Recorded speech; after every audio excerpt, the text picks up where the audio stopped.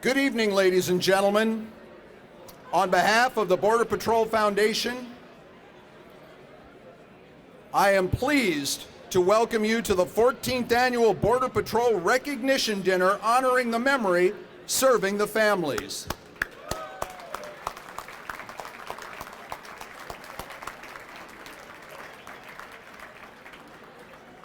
My name is Bill McCuddy. For some reason, I keep getting invited back to be your MC and auctioneer.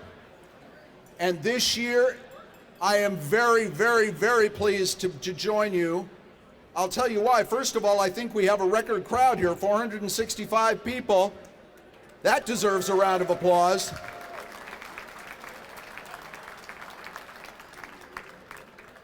And I have two things to say to this room. First, it's politics outside the building, it's family in here.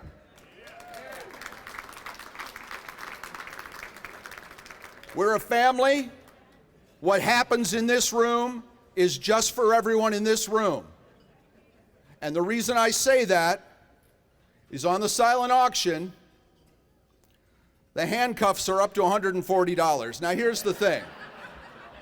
We don't judge. There's no judgment here. We don't care how you're going to use the handcuffs. The important thing is we're raising a lot of money here tonight, a record amount, and we have two important things to tell you about in that regard. A record amount of money tonight from a record audience, the biggest number we've ever had. So I'm thrilled to be here. I'm thrilled to be a part of it again. I want to explain that this year, for the first time, the good news is the auction, except for the live portion, is online. So the QR code that's in your program, you don't have to go over there. You can do all the bidding from your table. And the bad news is apparently the sound system is from Fisher-Price tonight, but they're working on it. I feel like Charlie Brown's parents. Wah, wah, wah, wah, wah, wah, wah. But they're working hard on that, I hope. And so as I said, I am Bill McCuddy. I've started my career at CNBC, which I thought was the Spanish version of NBC. I thought it was CNBC. And then went to the Fox News channel. Now I'm on PBS, so I need a new agent. But the point is, this is the night for you to recognize what's happening in your world. And I'm just thrilled after about 8 years to be a part of it because I've seen it grow. As I mentioned, we're going to raise a lot more money than we ever have before. Some outstanding donors, and even more in the room. I know you will step forward. Officially founded on July 23rd, 2009, the Border Patrol Foundation celebrated its 13th anniversary this past July. Yeah, that deserves a round of applause. We thank everyone here tonight for making an impact on our mission, honoring the memory, serving the families. Now get this, it's because of your support that BPF has continued to grow and distributed $2.4 million to the families of Border Patrol. That includes $1.8 million in financial assistance and $642,000 in scholarships. And we could not do it without some of the fantastic support that we've had from the sponsors. Tonight's chief level sponsor is Anduril. Give them a round of applause. Elbit America and SAIC. The division chief level sponsor, Teledyne FLIR. Teledyne, F-L-I-R. It's like a jumble word. It makes rifle if you change it. No. The associate chief level sponsor is GDIT. Where are my GTI people? Assistant chief sponsors, Chartis Federal, PureTech Systems. Yeah. Chartis came to play. Yeah. The scholarship program donations are Leidos and IBM. Okay, we need a few more IBM people here next year. Apparently they're fixing the sound system somewhere. And the live auction items are from Colt, Daniel Defense, and Hanro Studios. And I have an amazing story about Hanro that I'm going to tell you a little bit later on. We want to acknowledge our many companies here tonight who support the foundation and the mission through the National Partnership Program. But now, on a video, let's hear from one of our chief sponsors on why they chose to walk alongside BPF. Watch the monitors. My name is Palmer Luckey. I'm the founder of Anduril Industries. I want to thank the Border Patrol Foundation for the opportunity to support this great event. It's truly an honor to partner with you and support the families and loved ones of agents who have lost their lives in the line of duty. Today, we honor the selfless dedication of those agents and also renew the commitment we made when we pledged that we will never forget. This commitment is not only to the agents who have gone before us, but to their families and loved ones who have been deeply affected by their loss. We will never forget cannot just be words we recite. They must drive real action and ongoing support. That's how we keep their memories alive. That's how we truly honor them. Over the last few years, I've had the pleasure of meeting many field agents, field chiefs, and Border Patrol leaders. I always walk away impressed with how united they are as an agency, displaying a common sense of purpose that is unmatched by most organizations. That's something that Anduril strongly believes in, and that is why we continue to support the foundation and emphatically pledge to never forget, walking alongside each and every agent and their families now and into the future. Thank you, Anduril. And now, because the video sounds so much better, I'm going to be seen on video for the rest of the show. No. As many of you know, the Border Patrol Foundation was founded in 2009 by Mike Connors and Ron Colburn.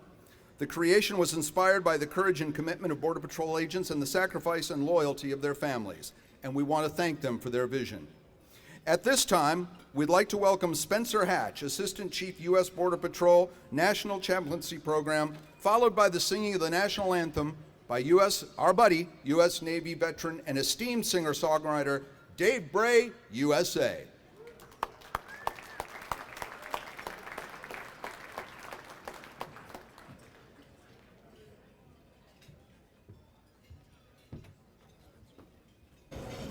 Good evening, ladies and gentlemen. If you could join with me by standing for a quick word of prayer as we start tonight. I've been asked to give an invocation for the end and to bless the food, even for those of you who have already started eating.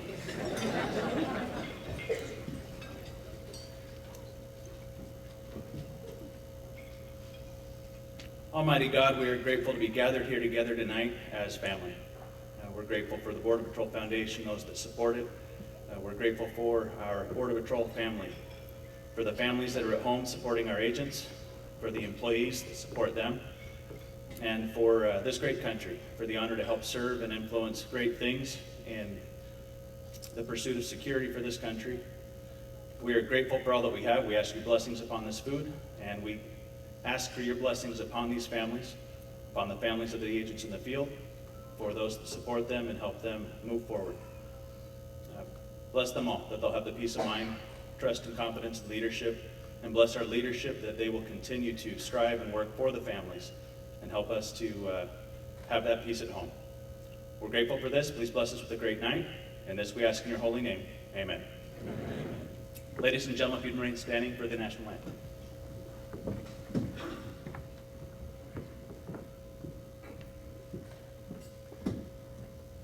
So I'm not going to trust the sound system too much here, but I do want you to just take a moment as we sing our song, our nation song, to take a look at the flag and to remember our flag and to remember our freedom. And because of the subject matter of the night, to remember the brave men and women who have paid the ultimate price for both that flag and our freedom. This is our national anthem. Oh, say, can you see by the dawn's early light what so proudly we hailed at the twilight's last gleaming, whose broad stripes and bright stars through the perilous fight o'er the ramparts we watched were so gallantly streaming. In the rocket's red glare, the bombs bursting in air gave proof through the night that our flag was still there. Oh, say does that star-spangled banner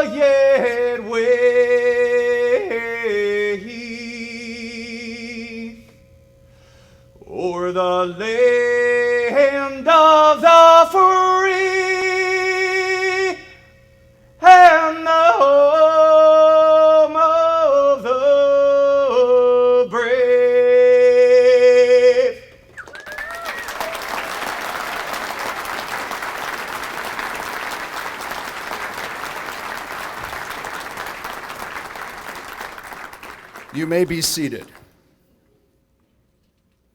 Ladies and gentlemen, I now am proud to introduce you to Brannon Donlin, Border Patrol Foundation Vice President.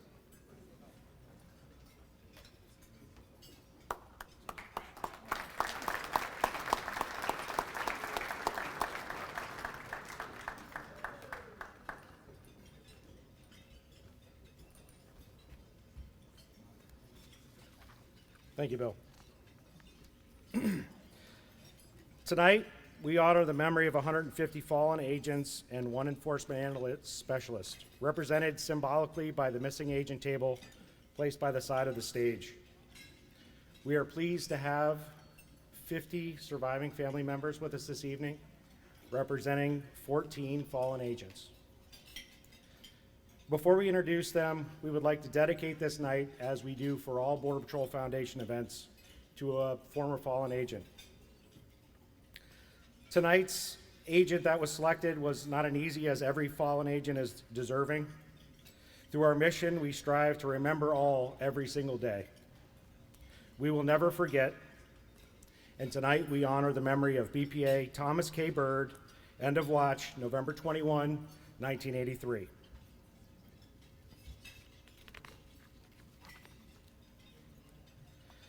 Coming to introduce the families and our fallen heroes is our very own National Executive Director, Erica Aguilar, surviving spouse, thriving spouse of Louis A. Aguilar, end of watch, January 19th, 2008.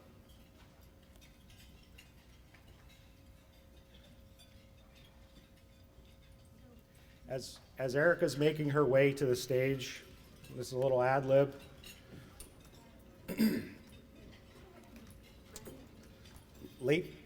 Some late information, and certainly don't have all the details.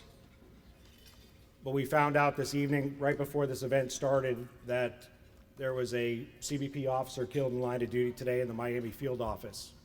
So we'd respectfully ask that everyone take a moment of silence to recognize that fallen officer.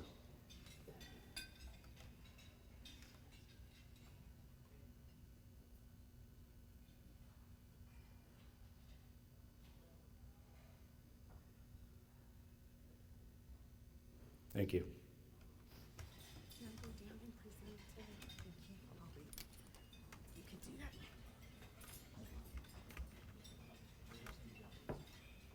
It's right here.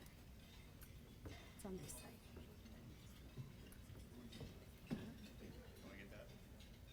Kelly, can you get that, please? Can you hand it to Rowdy? That one.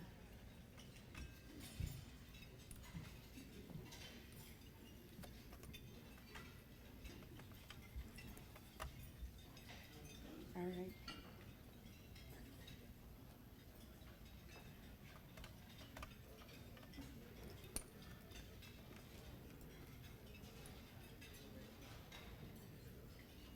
So I'm gonna pop in real quick. Hold on, John. Okay, my turn.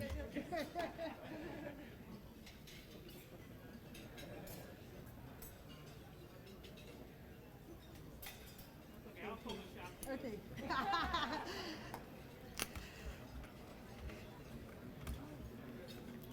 Thank you, Brandon, and thank you for the work that you do as our Vice President. It is an honor tonight to welcome everyone, especially our surviving families, and to know that your lives are better because of our mission, honoring the memory, serving the families. Please stand as I call your name and remain standing while I introduce all of our families. And we will start.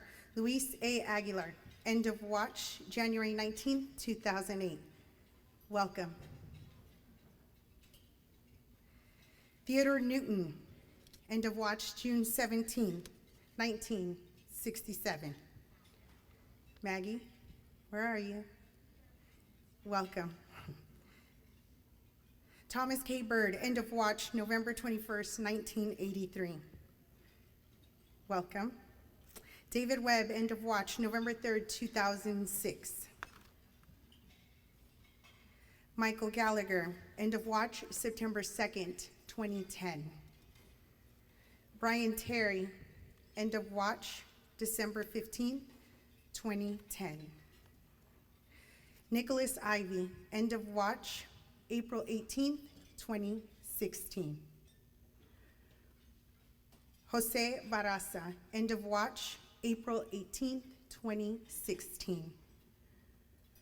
Donna Doss, end of watch February 2nd, 2019. Agustin Aguilar, end of watch July 25th, 2020. Christopher Shane Simpkins, end of watch April 12th, 2021. Freddie Vasquez, end of watch May 8th, 2021.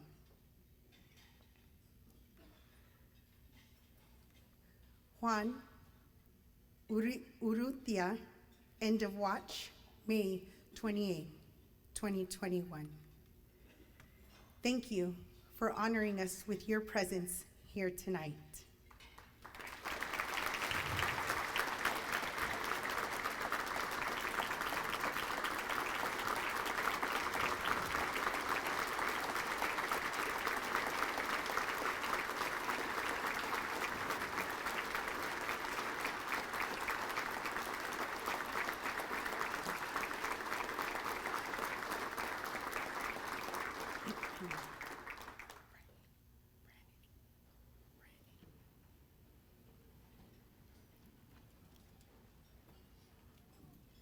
You're up.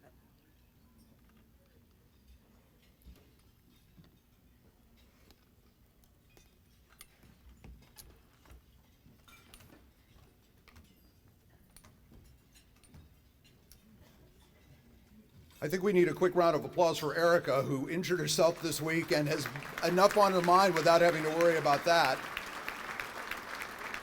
She's also proof positive no woman goes anywhere without her purse. Erica, I think I speak for everyone in the room when I say if there's one room in the country where your purse would be safe at the table.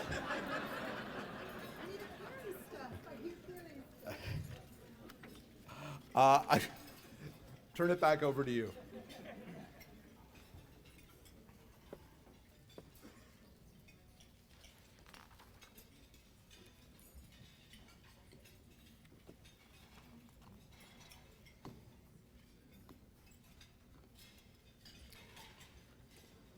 Sorry. We'd now like to take a moment to honor the families and their fallen loved ones. Please join us as we pay tribute to our fallen heroes as our families place a red rose on the wreath. May we never forget the ultimate sacrifice they made.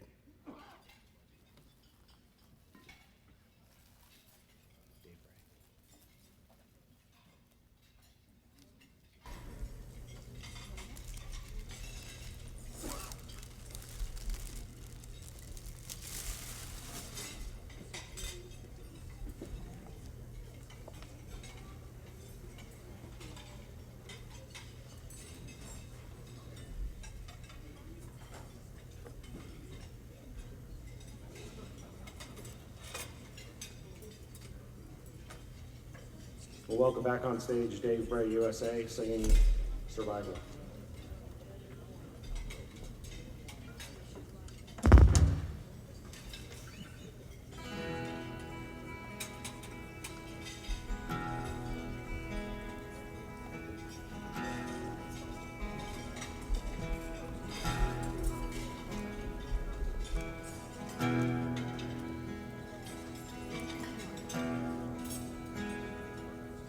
No one ever heard the shout, took your life away.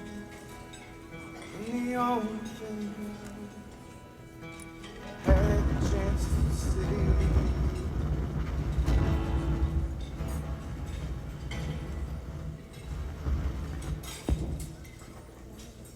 one more time, oh, you left this place.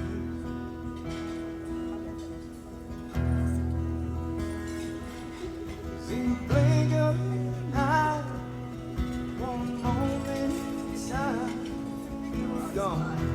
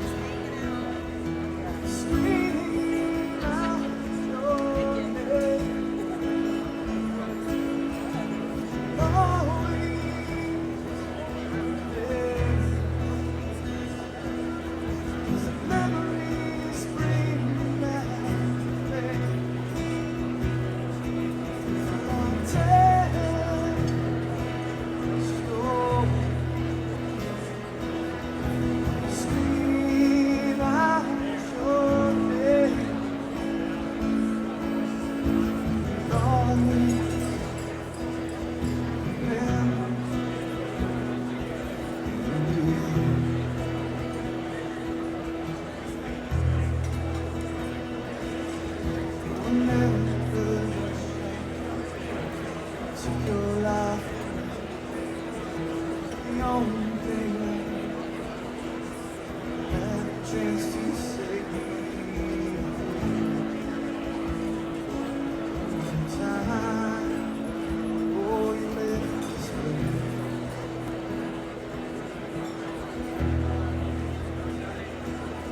In the blink of an eye, one moment in time, you were gone.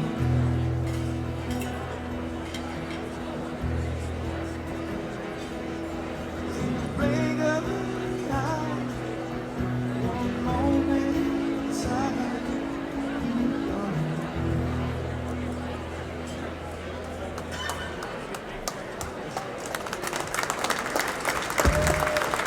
Dave Bray, USA. Please re-welcome Erica Aguilera, the hardest working woman.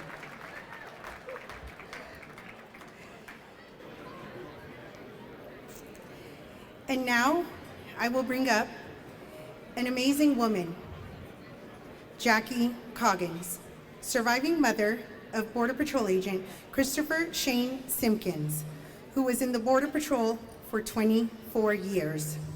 Shane was her only son, and she has a special message to share with us on how she is going from surviving to thriving. Please help me welcome Miss Jackie.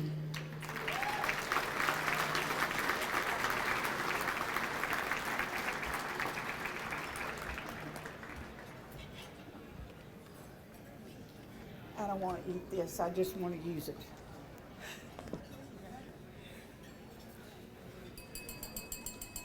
First of all, I want to say that I've got a script, but it's not 10 pages, so relax. That way I won't start ad-libbing, and some of you know I can do that, right? Right?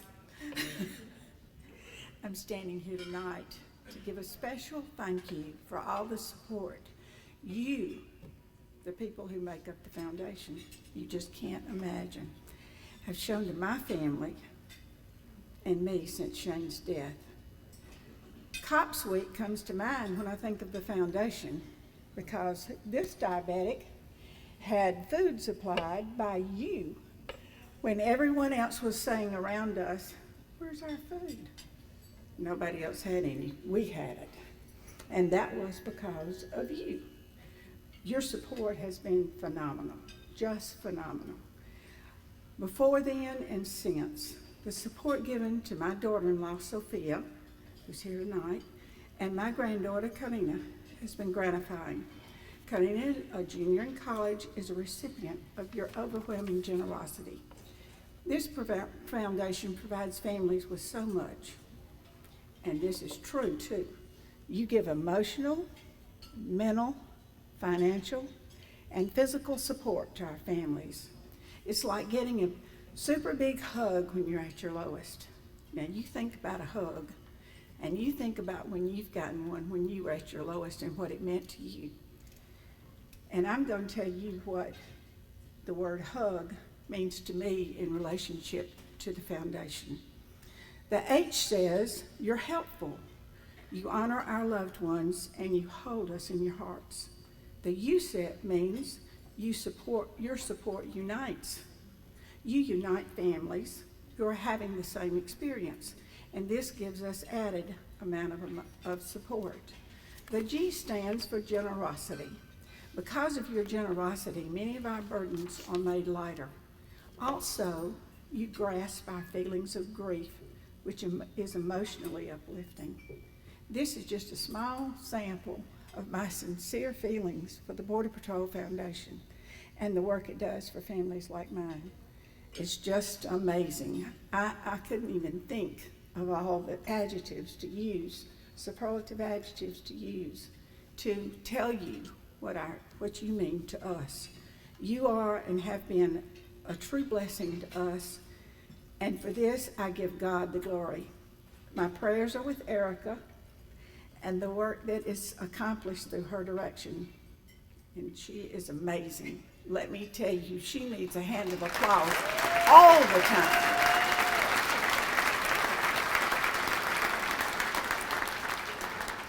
Thank you, and may God bless you.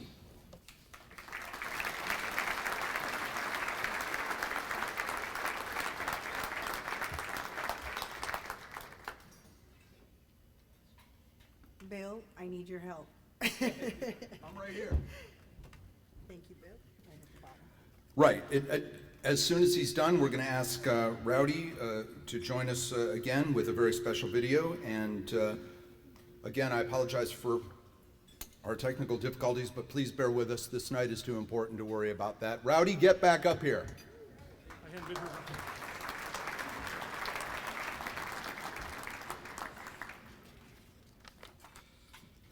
Bill says joke, turn page. Bill says another joke, turn another page. Thank you for being here with us tonight. It is remarkable to see so many of you here this evening joining us to pay tribute to our fallen heroes and their families, as well as all of our agents that are currently protecting and securing our nation's borders.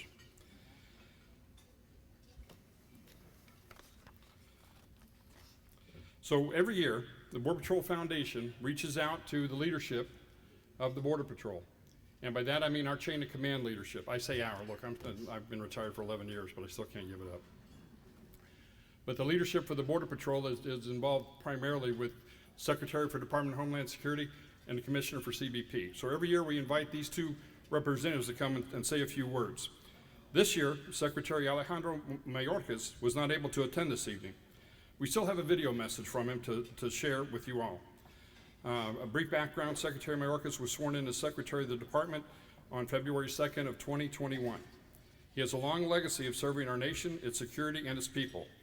He's led a distinguished 30-year career of law enforcement and was a nationally recognized lawyer in the private sector.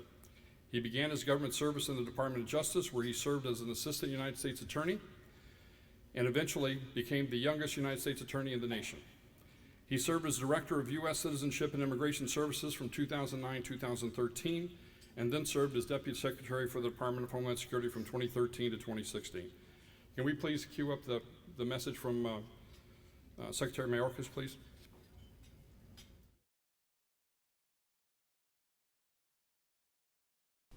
Good evening. The danger that a Border Patrol agent faces every single day of duty is a reality I first learned of in the course of my work as a federal prosecutor. The smugglers weren't as sophisticated back then in the early 1990s as they are now, but they could be just as brutal and dangerous. A Border Patrol agent risked his life and was fired upon while in pursuit of two smugglers he ultimately was able to apprehend. The smugglers were connected to a multi-crime conspiracy that we broke apart and prosecuted in Los Angeles, California. The heroic Border Patrol agent was our star witness at trial. I use the word heroic purposefully.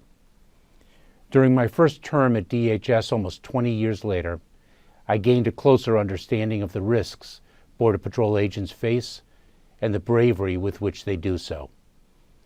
Joining Border Patrol agents on nighttime patrol of the southern border, attending the CBP Valor Memorial for the first time, a service during which we honor the heroes who were fallen in the line of duty. I learned then that the Border Patrol is a family. I saw how heavily the risks the Border Patrol agents face are borne by the agents' loved ones, and how the agents' bravery and heroism are theirs too. Each time an agent pins the badge to their uniform, holsters their firearm, and walks out the front door of their home, their loved ones walk out that front door too. Another decade has passed. The risks have gotten even greater as the smuggling organizations and cartels have become more sophisticated. The number of encounters has increased, the pressures have mounted, and we have not received the resources to match. But some things have been constant throughout. Some things do not waver or weaken. That is, the commitment to mission, the selflessness of service, the excellence, and the bravery and the heroism of our Border Patrol agents. There are no greater public servants than the United States Border Patrol agents and their families. Border Patrol agent Daniel Salazar demonstrated such character, responding without hesitation to a sensor activation in the early morning of May 13th. Agent Salazar's vehicle veered off an unimproved rural road and rolled down a steep embankment. Agent Salazar lost his life. He is survived by his wife and one-year-old son. This foundation, the Border Patrol family, is there for them. I've had the honor to attend this foundation's gala before, and I'm very sorry that my work travel abroad has prevented me from being with you tonight. This foundation is a reflection of the Border Patrol family, and it is a shining testament to the character that defines the best of service and the full heart of its selflessness.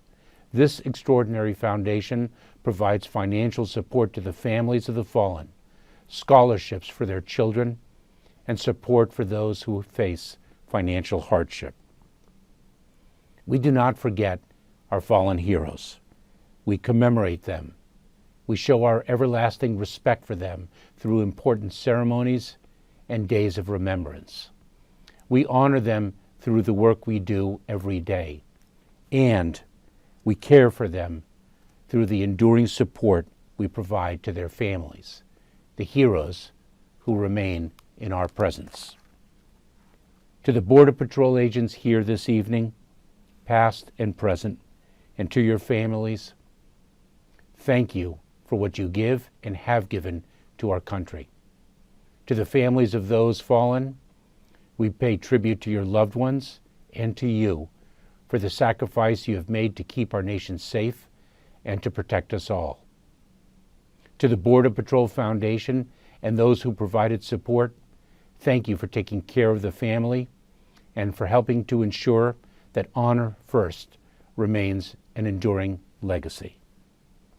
The United States of America remains the greatest country in the world because of heroes like you.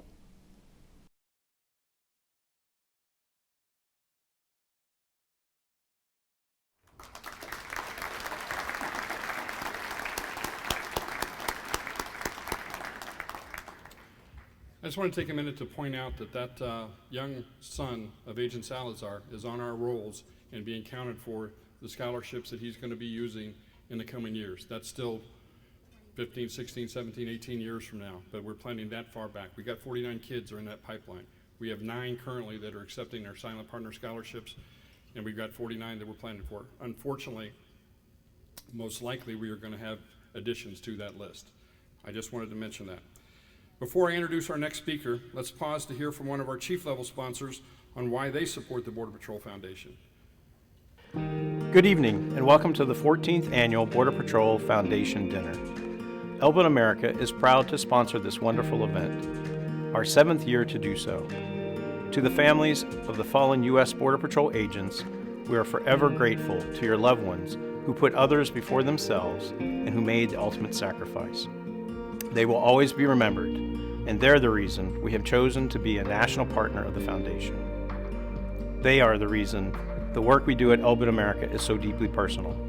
They're the reason we stand alongside agents today, developing technologies that give them greater safety so they have a better chance of returning home. To everyone here this evening, thank you for supporting the Foundation and for making this such a special occasion. Your presence honors all families of the fallen agents, especially those here with us. Thank you and enjoy your dinner.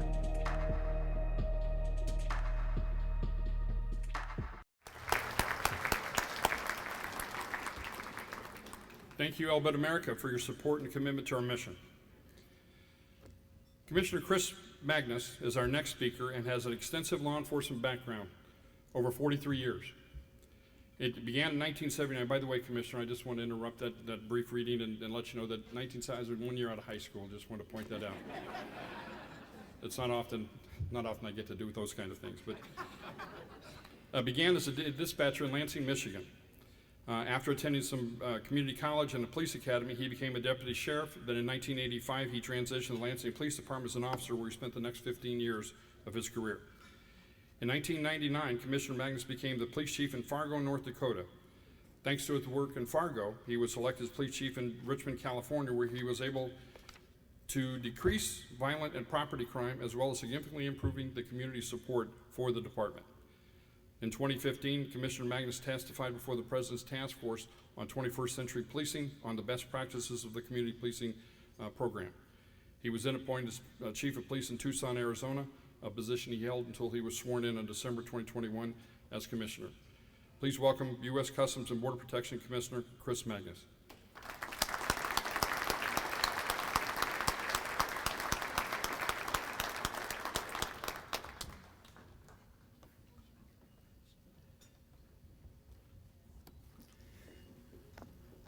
So I guess it turns out 1979 was a good year all the way around.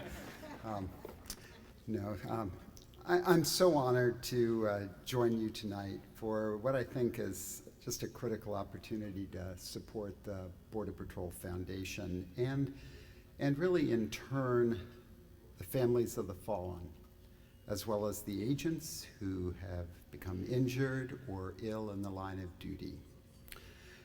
As I think you heard mentioned at the beginning of the program earlier today, one of our Office of Field Operations firearms instructors down in Miami-Dade, Florida, Jorge Arias, was tragically killed in an accidental discharge while leading a demonstration at the firearms range. So again, I just want to say how much we're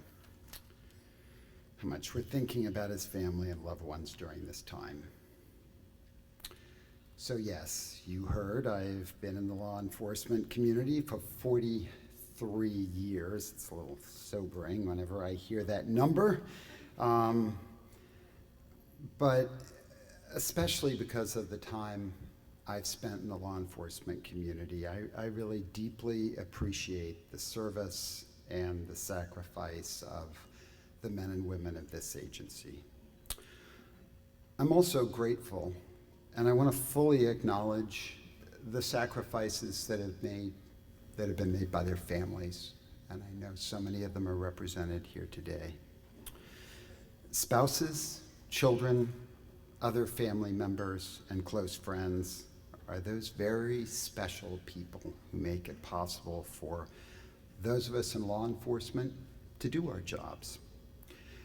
And so the foundation recognizes that when a member of the Border Patrol is injured or killed, their families deserve, no, they've earned our support. Now, I think the Border Patrol is one of the least understood and appreciated law enforcement agencies in the country. This troubles me. I'm in a good position to acknowledge this, having been a member of several police departments, as you've heard, and quite a number of police organizations. And I've come to realize that even among federal law enforcement agencies, I think there are many misperceptions about what the Border Patrol does and doesn't do. I think this is trouble that this exists even within the law enforcement community, but I think the problem is even worse among the larger American public. So this is why finding new ways to show and explain the work of the Border Patrol, I feel like it has to be one of my top priorities in this job. I've done my best to visit multiple Border Patrol sectors. I've had extensive conversations with the agents who work in them. Man, I've seen the challenging terrain and conditions these agents deal with as an ongoing part of their jobs. I've paid close attention to examples of the life-threatening rescues and medical care they provide in the field, even sometimes at significant risk to their own safety, their own lives. I've also gotten a good sense of the complexity they face processing migrants due to the continually changing policies and court decisions and under very difficult working conditions. I want the public, to understand not only the unique scope of what agents do, but also to be aware of the humanity they demonstrate interacting with migrants from across the globe, their remarkable level of patience, I think more than I could have under incredibly trying circumstances, and their ability to be kind of amazing problem solvers, no matter what the situation.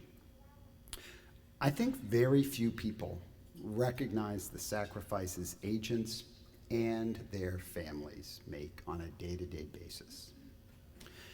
Now, like most good law enforcement personnel, they don't want to be painted as heroes. Overwhelmingly, I've found these are humble individuals who take pride in their skills, their knowledge, and their professionalism.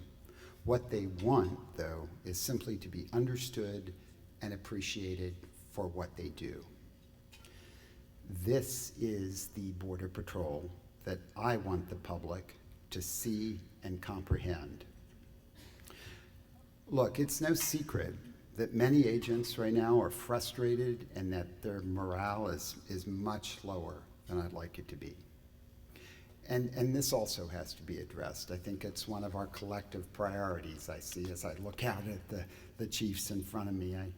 I know we all agree that we need to do more to address mental health and wellness, and this is something that the Border Patrol leadership and I we've been approaching this in a lot of different ways. We've been deploying psychologists to the sectors, and we've been taking really aggressive but incredibly necessary engagement to prevent suicides. But we've got to do more listening and better follow-up. So I'm happy to see that we have a leadership team here in the Border Patrol that is spending as much time as possible with the rank and file, even when it means a very challenging travel schedule for them. They are really out in the field showing that they care. And that's not just talking to the other chiefs in the various sectors. They're meeting with the men and women at the line level. And I think, in fact, I'd like us to acknowledge that if we could.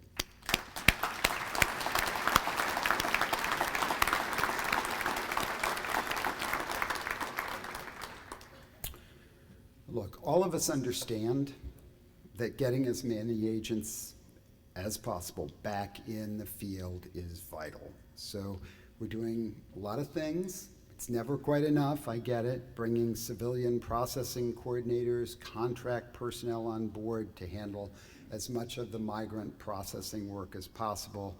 This at least frees up more agents to get them back to the job they signed up for. And I think we all agree that's important. Look, we can always do more as CBP and DHS leadership, but it is through a strong partnership with this foundation that we can be the most successful. I appreciate the work that's being done by everyone at this foundation. This is a new group to me. Man, I'm impressed. I've worked with some law enforcement foundations before, but never on the scope of this, so you all are just amazing. Yeah, well, I'll hear that, yes, exactly. But you know, a foundation is only as good as the folks who show up to support them, to make those donations, contributions that are so incredibly important. So kudos to all of you who have shown up here tonight to show your support for the Border Patrol's critical mission and this foundation's critical mission. It's really a time. I like this event. It's an opportunity to reflect with pride on the Border Patrol, its many dedicated personnel, and the agency's ability to meet so many complex needs out there. So, I know I'm between you and dinner. That's never a good place to be. I'm just going to say thank you for having me as part of tonight's program, and again, thank you for what you're doing to support this important cause.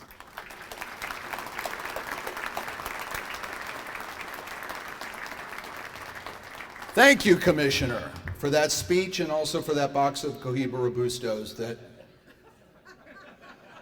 when you confiscated, said had to be burned, and I promise you they will be, one at a time. Okay, so, no, he didn't. I'm kidding. They were Monte Cristos. Anyway, We're going to have dinner now. We have an amazing live auction for you that I'm privileged to be a part of.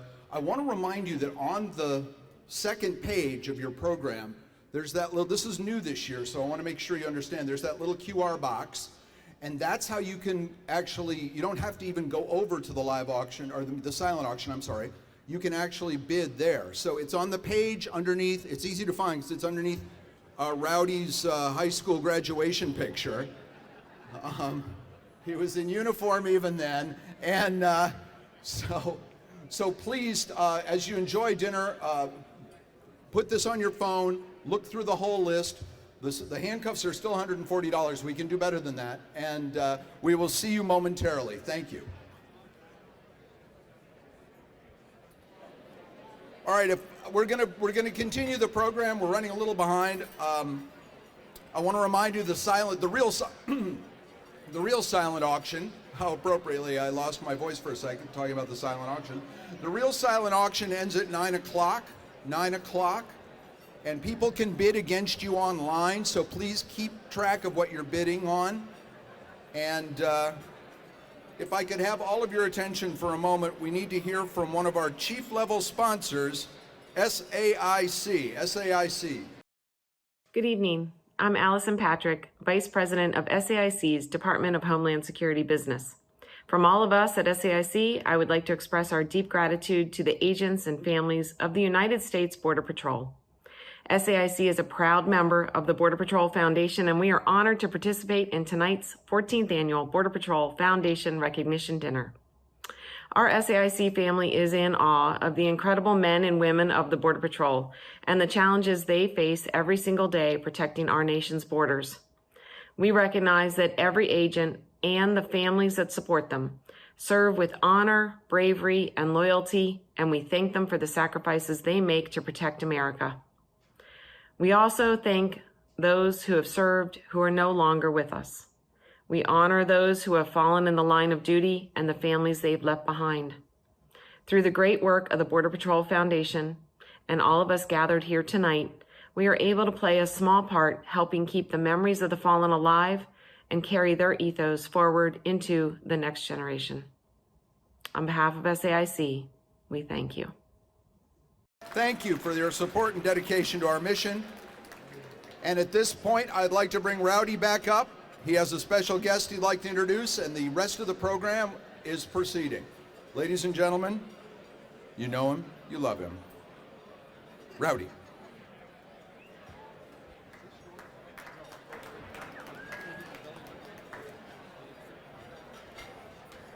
No, it's not your belly button. Right. It's now my pleasure to introduce our next speaker. Chief Raul Ortiz became the 25th Chief of the United States Border Patrol on August 15, 2021. Chief Ortiz draws on over 30 years of law enforcement experience to lead over 20,000 Border Patrol agents and professional staff. Tasked with securing America's borders with Mexico, Canada, and the maritime coastal domain, Chief Ortiz has served in a number of leadership positions, including the DHS attaché to the U.S. Embassy in Kabul, Afghanistan. That's not an easy thing to do, Chief. Deputy Chief, Rio Grande Valley Sector, Chief in Del Rio, and most recently he served as Deputy Chief of the U.S. Border Patrol prior to his promotion to Chief. Please welcome Chief of the Border Patrol, Raul Ortiz.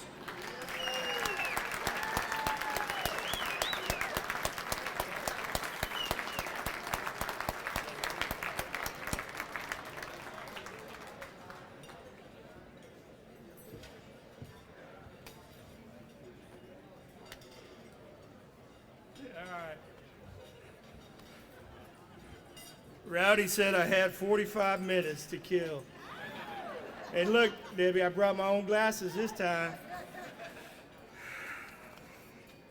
What a great evening. And I'm truly blessed and excited to be here with all of y'all tonight. What an honor to be able to share another year of fellowship and really honor for our fallen officers. And then to see so many families represented here today, just a true treat to see some familiar faces and make sure that you guys recognize how much y'all mean to us. So God bless you.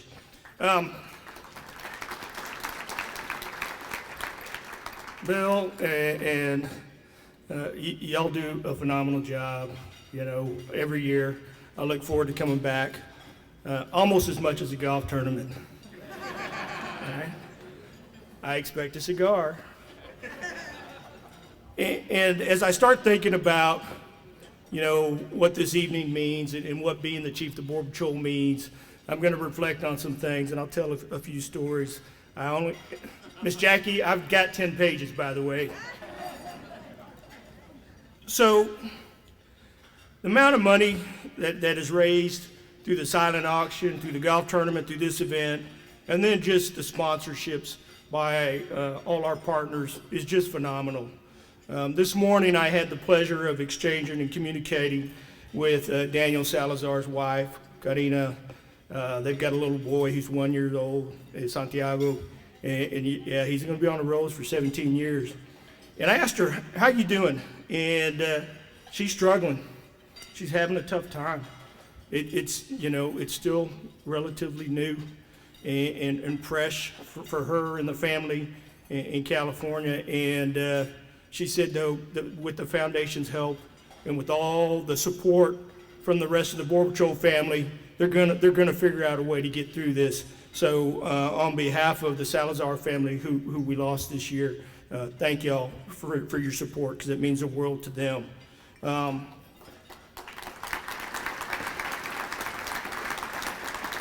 On a lighter note, I recognize the silent auction's going on, and Rowdy and Kelly Good, my significant other, wants a piece of wooden art and a purse. I don't care about the purse, but the wooden art, if y'all could stay away from that, I'd like to win something. Yeah, thank you. Now, I'm a little nervous about queuing up this video because I think we're going to hear from the secretary again if we queue it up, but you know what? Let's queue up the Border Patrol video, please.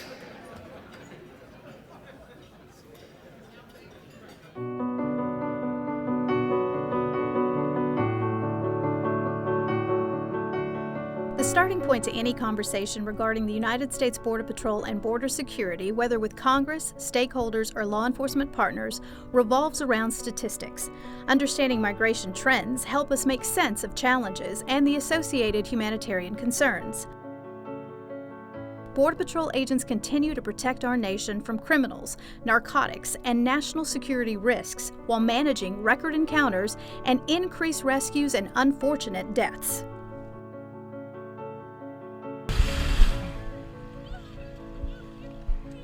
Grab her. La niña! Sácala! Grab her, jump in. Grab her.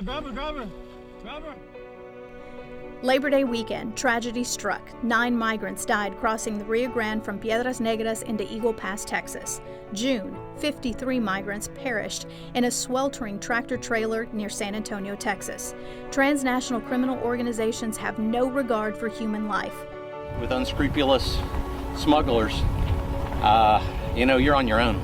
You're on your own out there, so it was scary. Fiscal year 22 saw 836 deaths reported along the southwest border. That's more than the previous 2 fiscal years combined. And while the number of deaths is at an all-time high, efforts to save lives is of the utmost priority for our agents, who rescued more than 22,000 people. Our primary mission is border security, and yes, the flow does impact that, but we're doing everything we can to get more agents out there, getting the technology out there so we can make the arrest of those that are trying to evade us. 11,785,000 criminal aliens were apprehended. More than 110,000 pounds of narcotics were seized, including 2,200 pounds of fentanyl. And garnering international attention, USBP made more than 2.2 million arrests in fiscal year 2022, far exceeding last year's record of more than 1.7 million apprehensions. This historic migration flow included record encounters of migrants from Cuba, Venezuela, Nicaragua, and Colombia. This is definitely the most overwhelming situation that I've seen in my 26-year career. In recent years, the busiest sectors have primarily been in South Texas. Traffic has now spread from South Texas to El Paso, Texas, Yuma, Arizona, and South Florida's Miami sector.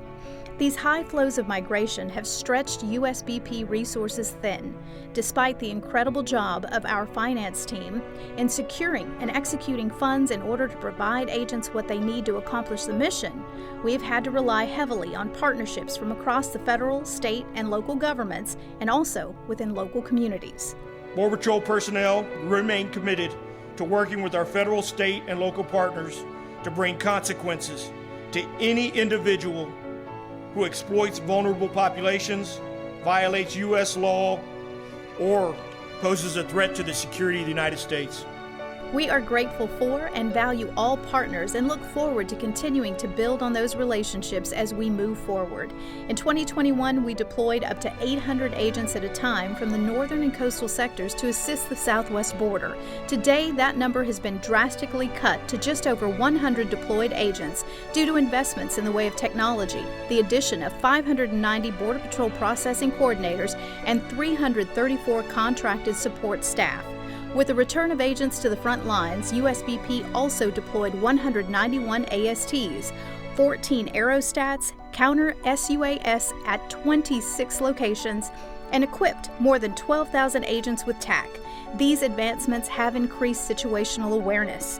Acquisition activities within the infrastructure portfolio saw over $634 million worth of investments in border barrier and tactical infrastructure, funding over 146 contracting actions, closing gates and gaps, conducting critical make-safe activities, and funding environmental remediation and mitigation projects.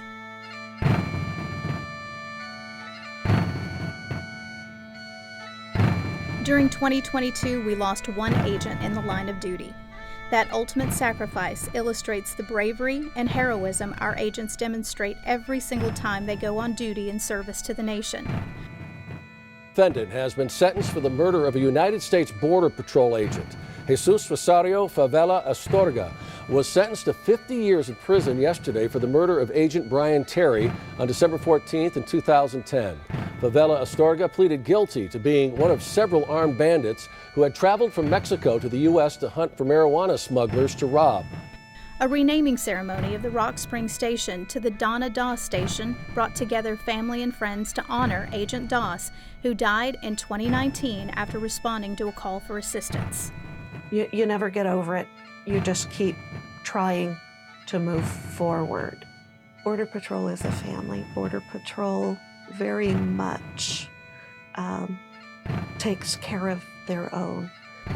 In the Rio Grande Valley sector, agents collaborated with Air and Marine Operations to host a vessel naming ceremony. 20 water vessels now bear the names of agents who died in the line of duty since 1925. The physical and mental well-being of our families and our workforce is a top priority. We will continue to support programs like PT Fit, peer support, chaplaincy, EAP, and resiliency to find a healthy work-life balance. A major test in dealing with mental health and trauma came in May of this year. More than 150 agents responded to the senseless and tragic mass shooting that took place in Uvalde, Texas, helping to bring the situation to an end, rendering aid to victims, and providing support to our local partners in that South Texas community. A new focus on mental health comes in the form of a suicide risk reduction campaign. Be the One is a call to action for all of us to discuss suicidal ideation. El Centro Sector partnered with Vincent Rocco Vargas, a combat veteran, Army Ranger, former Border Patrol Borstar agent turned actor, who spends his time off advocating on mental health. You know, I need to kind of evaluate what's going on in my life because things are starting to fall apart. Finally, the 2022-2026 National Strategy was unveiled, built on the last 2 decades of strategic thinking and operational execution, which will guide our organization as we address dynamic border security issues and challenges now and in the future. We are proud of the work you do every day. Thank you for your continued commitment to our national security mission. Honor first.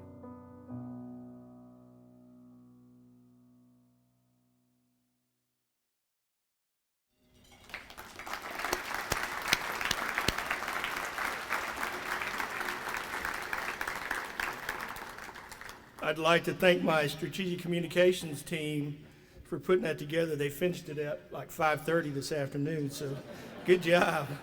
Sorry, Erica. Yeah. So it ends right there with the national strategy. And I wanted to just share a couple of things with the group here. You know, our number one goal in that strategy is to gain operational advantage. And that means, in layman's terms, I want our capacity to be here and the bad guys' capacity to be here. Right now, sometimes it's here and sometimes it's there. But with y'all's help, whether it's with the foundation or the corporate help that we receive out there, we are getting in a position where we can take the fight to these organizations and take back that border as much as we possibly can. So I truly appreciate the fact that I have got 191 ASTs deployed, I have 142 RVSSs, sensor towers, almost 12,000 agents will be trained in TAC, 14 aerostats, 26 locations with counter UAS, 256 low maintenance SUAS platforms, and the list goes on and on and on. And so what does that mean? That means 110,000 pounds of narcotics were seized. That means 11,000 criminal aliens, not migrants, criminal aliens were apprehended, and 78 folks on our terrorist watch list were apprehended, and 2.2 million individuals were encountered and processed by our Border Patrol agents on the northern border, southern border, and our coastal sectors. So God bless those Border Patrol agents out there on the front lines.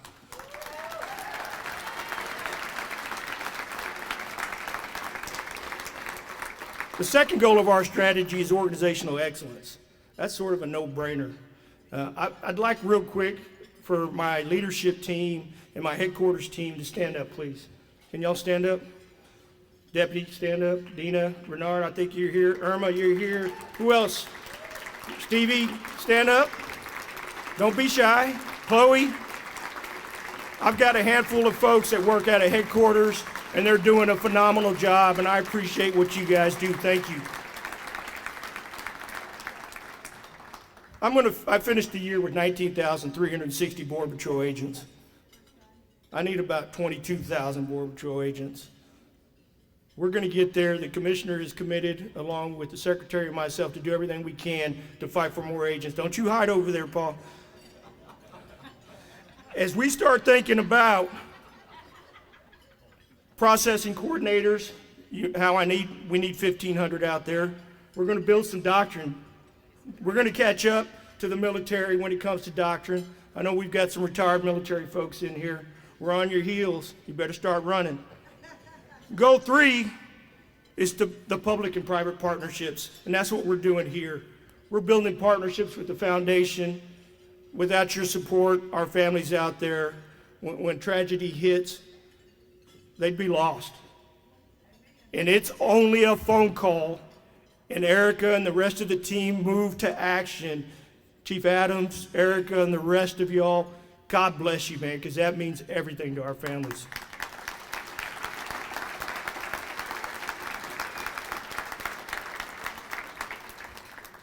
As with any highly functioning organization, there must be change. And I'm proud of the workforce for adapting to those changes while still recognizing how important our legacy is. About 2 or 3 months ago, I was watching a ceremony on the news, and it was a Medal of Honor ceremony for some Vietnam vets. And certainly long overdue that these gentlemen were recognized. And as I sat there, I reflected that we had a Border Patrol Assistant Chief, Cliff Gill, who challenged me to remember 350 or so Border Patrol agents that were either passed over or weren't recognized for their selfless acts of bravery, heroism, and so on. And, initially when I went up to headquarters about 3 years ago, it seems like an eternity, I told myself, well, I can't fix every wrong. And so I sort of put a suspense date of about 5 years, and we wouldn't recognize anybody before that. After I watched that ceremony, I changed my mind. And because I have 6 stars on my collar, or my sleeve, and 4 on my collar, I can do that. And so because Cliff Gill showed me, and that Medal of Honor showed me that we need to do everything we can to recognize our heroes, we are in the process of recognizing those Border Patrol agents that weren't recognized when they should have been.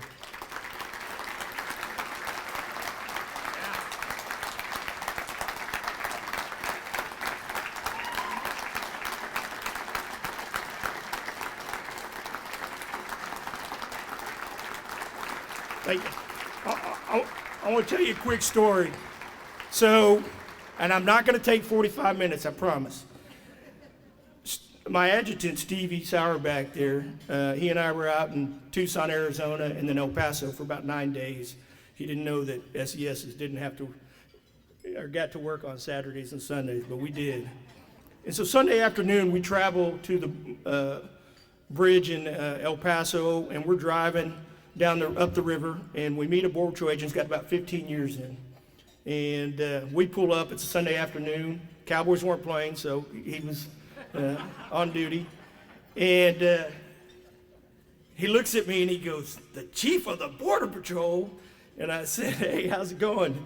And he introduces himself and he tells me he's got 15 years in and how proud he is to be a Border Patrol agent, how he came in later in life and he loves the job. And my question to him was, "Well, how are you doing?" He said, "I'm going to tell you something." He goes, "I remember when I first came in, Chief Aguilar said that a Border Patrol agent is the worst kind of Border Patrol agent. Well, I can tell you, we haven't been bored this year." And I say that because David Aguilar, I talked to him earlier, and he's under the weather, and so he wasn't able to be here. So I just wanted to make sure that he recognizes that he made an impact on a young Border Patrol agent way back when. But it has been a challenging year. You know, 2.2 million apprehensions, that's a lot. It's record numbers, and this year we've already started off on a high note, but the agents are doing a phenomenal job. And then you think about the tragedy as it was described in the video in Uvalde. And so, for those of you who don't know, I'm from Del Rio. I grew up about 60 miles away from that community, and I was the chief before I came up to be the deputy chief and ultimately the chief of that sector. So I know that area very, very well. So at 1 o'clock on the afternoon on that Tuesday, I received a phone call from the chief of that sector, Jason Owens, and he said, "Hey, we've got an active shooter situation, and I'm rolling that way." I sent him one sentence, and I said, "You have the green light to do whatever you need to do to take care of the situation." And ultimately, it was 2 Border Patrol agents who took care of that situation, a BORTEC agent and a BORSTAR agent. God bless those 2 agents.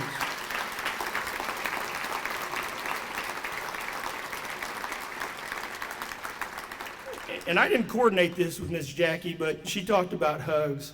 The commissioner and I went to Uvalde that next day, and we showed up at that school, and there was more law enforcement and news media there. And when I walked up, the first person I saw was Jason Owens. And Jason and I have worked together for many, many years. And he gave me a hug like nobody has ever given me a hug. And it's the kind of hug that you described, of, you know, knowing that I'm going to be safe because I've got reinforcements and I got friends here. So thank you for bringing that to my attention. But one of the things that happened out of that Uvalde event that I wanted to share with y'all is the next day, as the commissioner and I met with all the employees, and we made sure that we did everything we could to take care of our folks. And we even went and met with some of the families because we had Border Patrol agents who lost grandchildren and nieces and nephews in that event. I get a call from the chief, and he says, "Hey, Chief, I know you're still in Uvalde. Our agent that was injured, Wayne Jackson, he's having a hard time." I said, "What do you mean?" He says, "Well, there's, you know, some folks on social media, there's some retired Border Patrol agent out in California that's painting a false narrative that he went in there and took out this gunman, and you know, even though he was injured, he wasn't one of the first 2 agents that made it through the door. He was in the stack, but he wasn't one of the first 2 agents." I said, "Well, I'm about 30 miles from his house. I'll go talk to him. I know Wayne. He and I have worked together in South Texas, and we've known each other for a while. So I show up to his house, and his wife and he are there. He's limping, and he's in a little bit of pain. And I said, 'Wayne, tell me what's going on.' He said, Chief, this is wrong. I said, explain to me. He goes, this narrative that's out there, the news has gotten it wrong. I wasn't the one who took that subject out. He goes, I didn't even make it through the door. And I said, and he goes, I'm no hero. And I said, whoa, you stop right there, Wayne. You are a hero.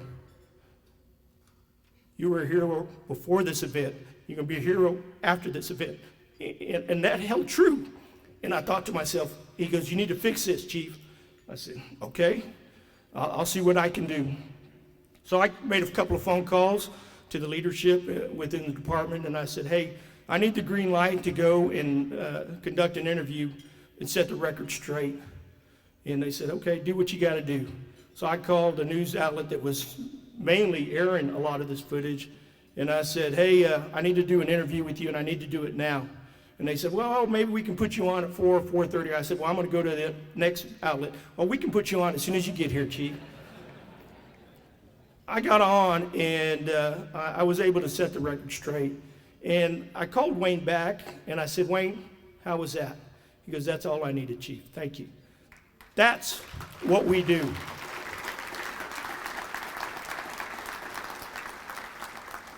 And I'd like to thank the Commissioner and Chief Owens for their tremendous leadership during that event, because it was horrific and I've never seen anything like it. As was mentioned also in the video, we lost an agent, Daniel Salazar. Had a chance to go out and honor his legacy and his family by participating in those services. And I can tell you, one agent loss is too many. These losses create such a huge void in our families, communities, and within our organization. Karina will never hold Daniel's hand. Sebastian won't ever get to hug his dad. And his parents will never ever get to see him grow to be the father that he was destined to be. But with y'all's continued support, they're going to be just fine. Our agents go to work every single day prepared to make the ultimate sacrifice to protect their friends, family, neighbors in this country. And every time that sacrifice is made, a family loses a loved one, children lose a parent, there's an empty seat in the muster room where that agent sat before each shift. It's a hole created that is not easily filled. That is why the foundation stepping up and providing the assistance that you do is so important. Stepping in and making sure that kids who lose a parent have a chance at an education. It's not going to bring them back, but it can provide a little comfort and some opportunity that may not have existed without the work of this foundation. And we don't forget our fallen. We try and honor their memories every day. One way we were able to do that was the renaming of the Donna Doss Station, and that was a collective effort. Our congressional folks, the leadership within the department and the CBP and the Border Patrol and the leadership in the field, the family. Mike, I saw that, you're here, and that wouldn't have happened without everybody pulling in the same direction. And we don't name a lot of facilities after our fallen officers. I almost wish we would name every facility after a fallen officer, because I think that needs to happen.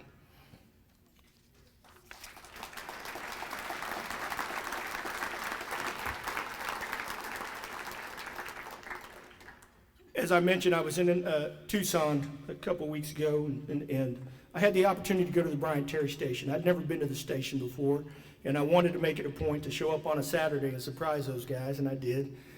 But I got to go see the statue, and if you get a chance and you're in Naco, Arizona, make it a point to go by and see the statue of Brian Terry out in front of that station. What a beautiful, beautiful monument. And God bless the Terry family. Thank y'all.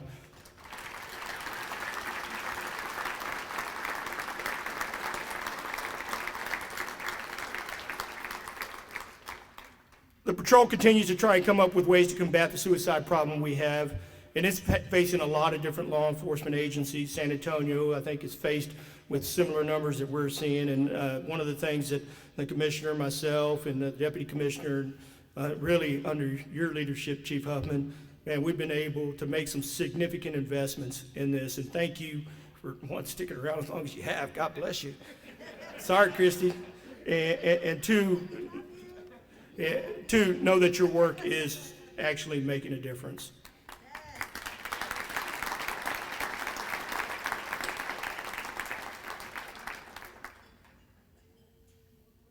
We've had to be agile responding to the current situation we are facing, boy, and it has been a situation. But without the technology we've deployed, without the people that we have out there, our partners, the modernization of our processing efforts, working with the government of Mexico and these other organizations, we'd be in seriously dire straits. And I'm, not too long ago, I was deposed in a lawsuit brought by the state of Florida. And I meet with our DOJ attorneys and our CBP attorney, and they tell me, hey, Chief, don't worry. You're like the second or third person being deposed, and they're bringing their B team, and you don't have to worry about anything. I said, okay. So I get in my fancy dress uniform, and I go over to some federal building in Arlington, and we show up, and we huddle right before, and the head DOJ attorney comes to me and says, Chief, slight adjustment.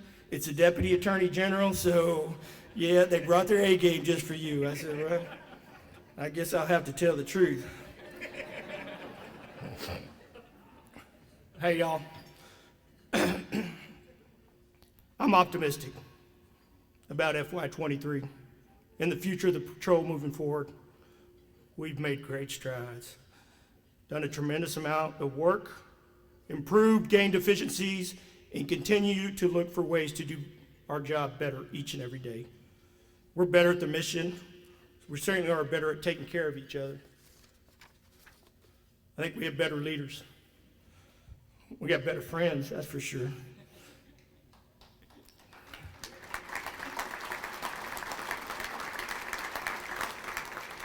And at the end of the day, we spend an awful lot of time with our family in Green. It's more than just with anyone else besides our own families. So we owe it to one another to have the best possible Border Patrol we can have. To close, I just want to acknowledge the importance of the work of the foundation and the work that you do each and every day. And thank you all so much for the support that you provide our Border Patrol families. Although I wish that the support wasn't needed, I know it is. And you all answer that call each and every time. Now, this may be my last foundation dinner as the Chief of the U.S. Border Patrol, and I've been more than grateful for the opportunity to be the Chief.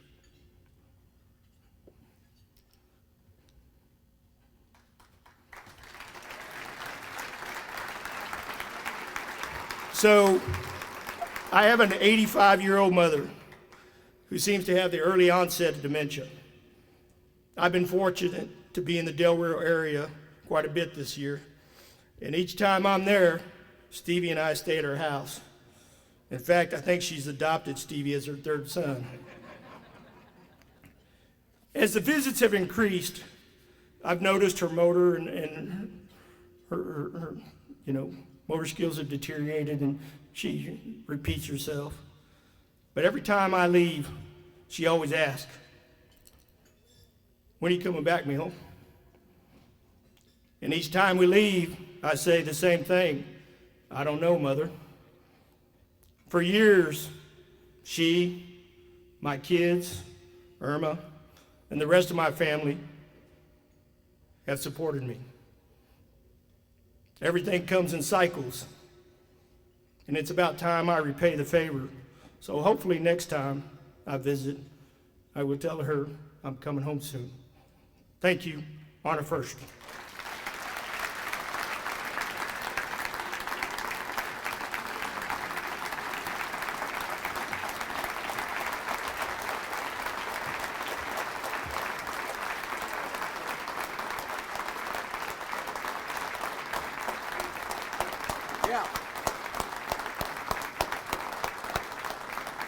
Thank you, Chief.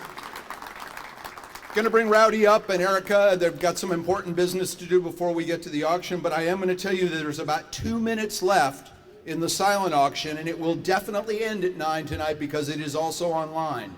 So, and the handcuffs are up to $275, so you know who you are. All right, Rowdy. 275? I only bid 270. What the hell? Thank you, Chief. I want to take a quick moment to acknowledge the team that works tirelessly to grow and build this foundation. After I call your name, would you please remain standing? I'm going to go through this rather quickly.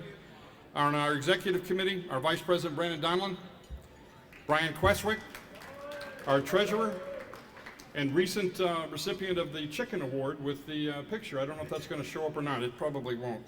A little too new. Dan Dreyfus, our new Strategic Growth and Communications Directorate. John Moriarty, our BPF Secretary. On our board of directors, there are some who are not in attendance. We mentioned earlier, David Aguilar is on our board. He tested positive for COVID at 7 o'clock this morning. Called me and said, hey, look, I'm not going to be able to make it. So I did what every guy does with his former chief. I called him a sissy. Hopefully he's doing well. Ron Colburn, Chief Colburn. Mike Fisher, Kelly Good, Robert Harris. Oh, please don't do that with him. Don't.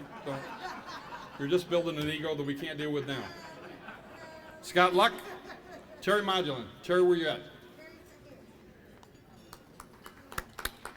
Carla Provost, Kurt Steiner. Kurt, I know you're here. And Roger Wells. We also want to thank our very dedicated advisory staff, or advisory board, that offers incredible support. So please stand so we can recognize you as well. Too many folks, I'm not going to go through all the names. Please, stand up, advisory board.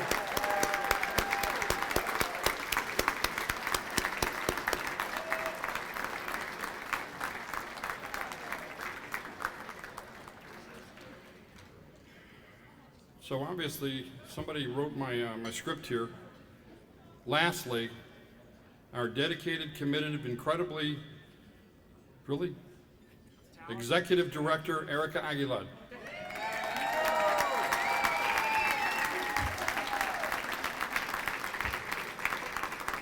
You folks have no idea what we have to deal with. I'm just saying.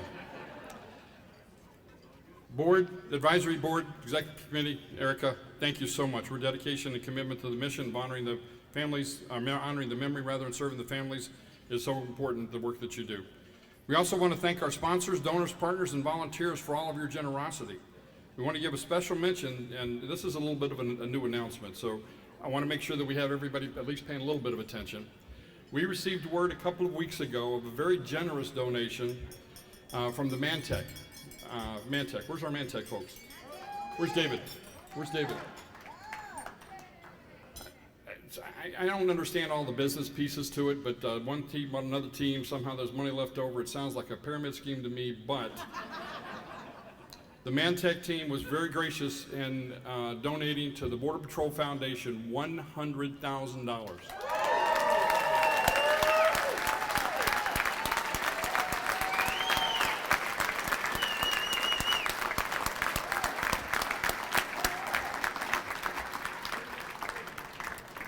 Bill, there's some ammo for you, baby. Good evening. Mantech is proud to be a national partner of the Border Patrol Foundation, supporting the families of these fallen heroes. We are excited to make this donation where we know the funds will go directly to where they are needed most, supporting the families of the fallen, to include financial support requests from active duty Border Patrol agents and support staff, and to enhancing the scholarship fund. We look forward to continuing our support to this incredible mission and its continued success. Thank you.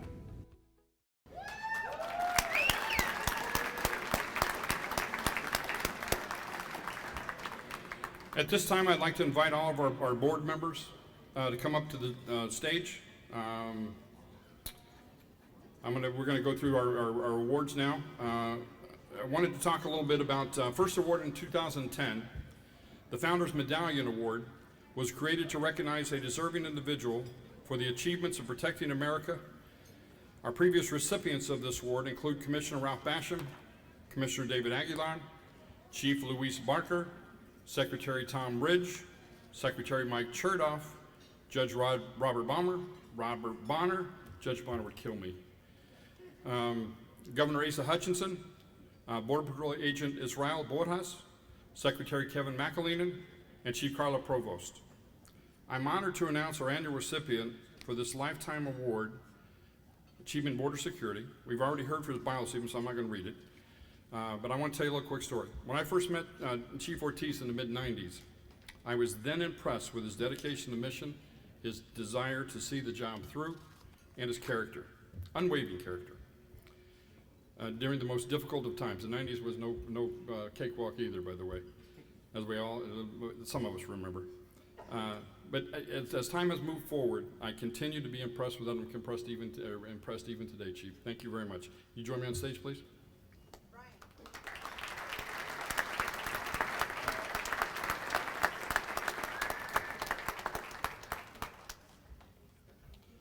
Unfortunately, this doesn't come with any wooden artwork. You'll have to work that out.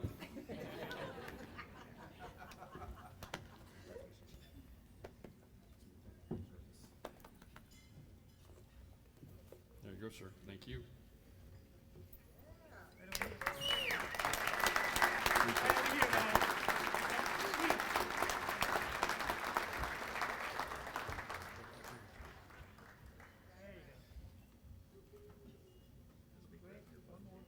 That's okay. Will you put,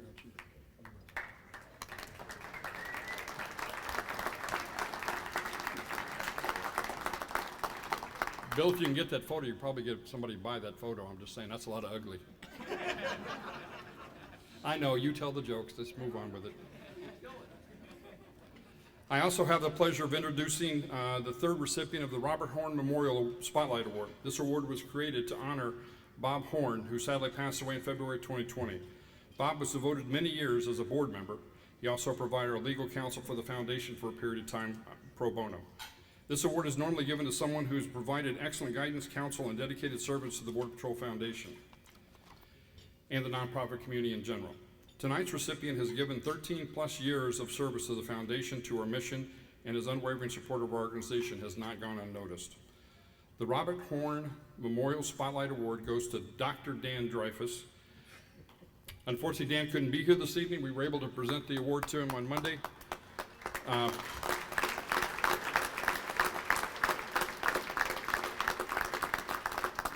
There's a little bit of an inside joke with the foundation. This is only the third picture ever of Dan Dreyfus. We were able to capture it, so I don't know how we were able to hold him down. So at this point in time, let's bring Miss Erica up. Hi. You coming? Present.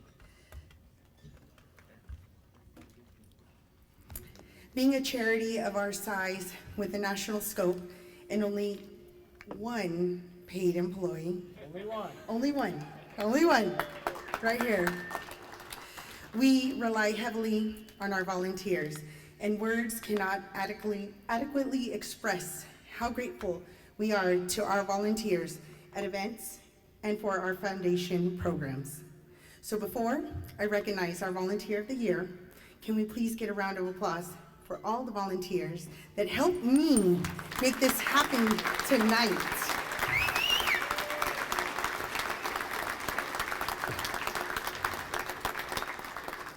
This Volunteer of the Year has been very generous with her time and worked tirelessly next to all of us. Her contributions to our foundation makes her a champion, and we appreciate her support. On behalf of all of us at the Border Patrol Foundation, we want to thank you for your time, your commitment, and your dedication to our mission. Piper Campbell, will you please join me on the stage?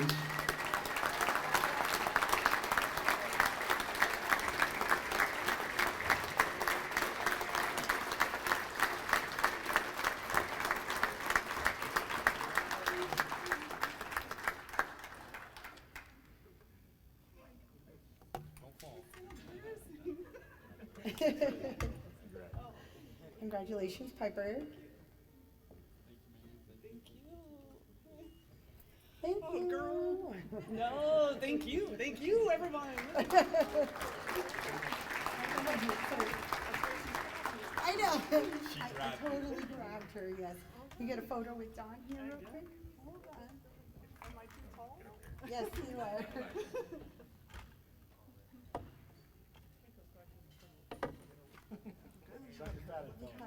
good. Easy, easy. I'm throwing those off, Eric. Thank you.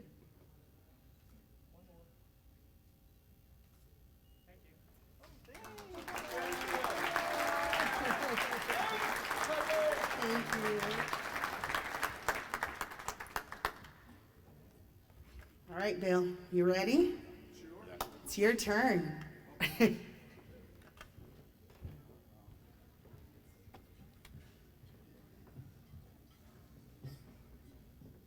How about another hand for all our recipients tonight?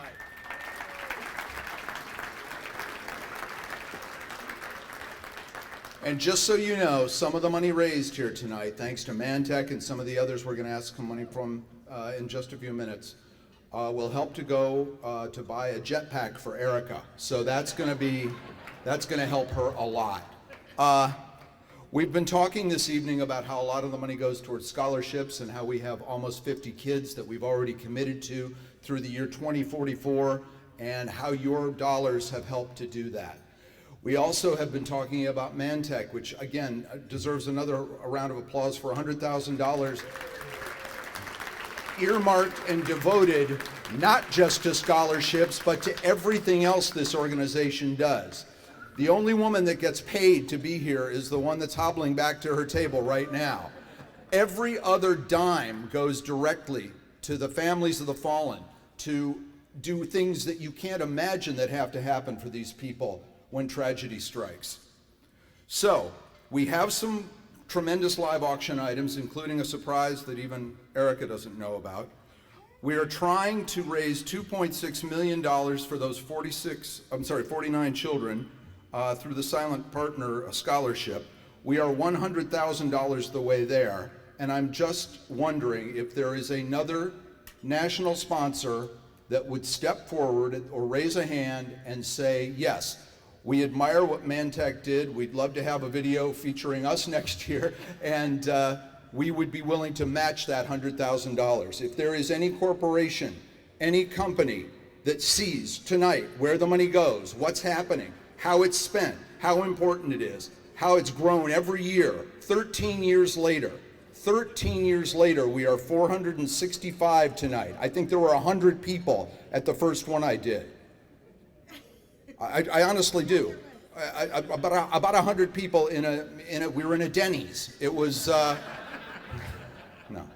I'm kidding. It was an IHOP.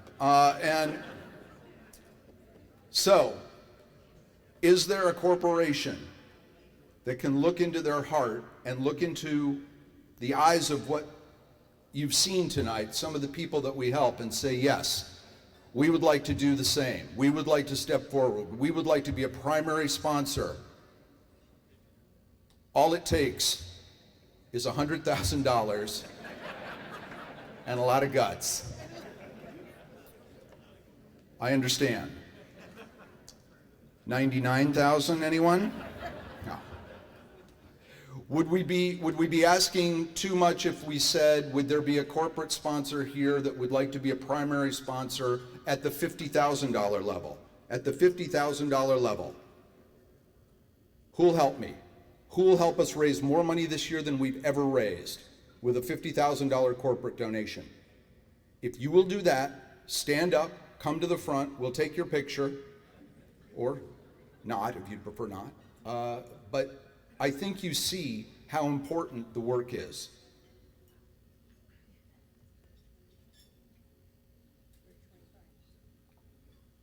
$25,000. Where are my $25,000 donors? 25,000. Who will stand up and say, yes, we will give $25,000 tonight? Thank you. Table, stand up, sir.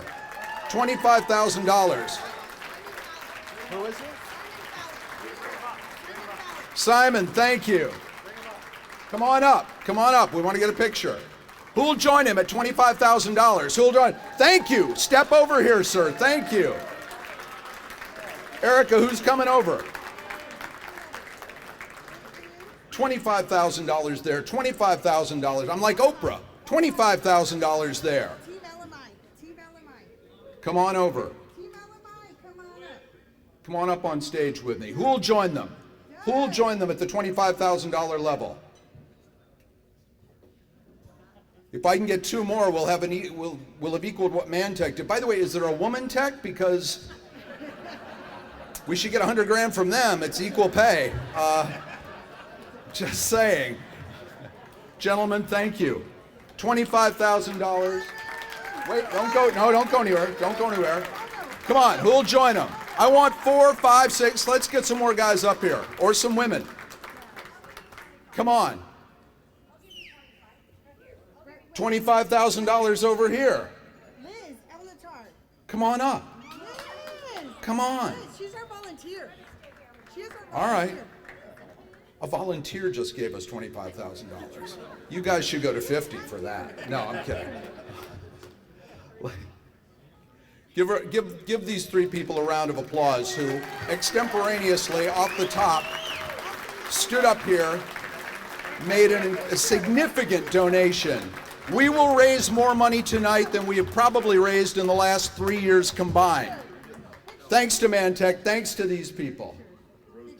Wait, who else is coming? Somebody said I'm coming. One more? Yeah, $25,000, and I'll throw in a diamond earring.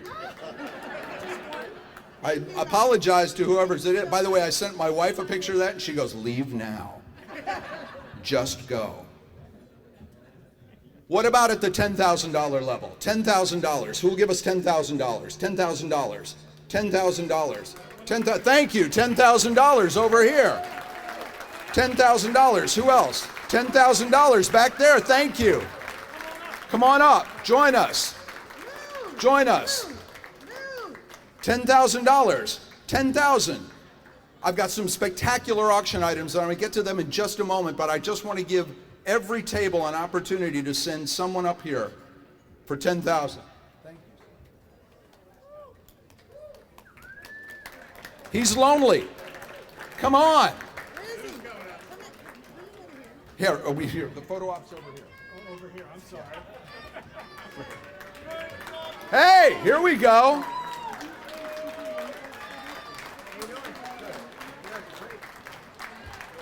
Two folks, 3 folks, come on up. I want more people on stage than in the audience. $10,000, 3 $10,000, 4 $10,000 donors. Oh wait, no, Rowdy's not giving money. All right. All right. Thank you, sir.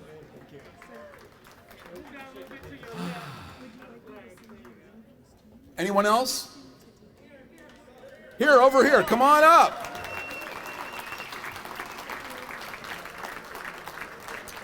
Oh, sir, you're a little late. It's 15,000 now. I'm sorry. No, it's still 10. Thank you. Thank you. Everybody just wants to meet Erica. This is so cool. One more. Come on, $10,000. Who's going to step up? Who's going to step up?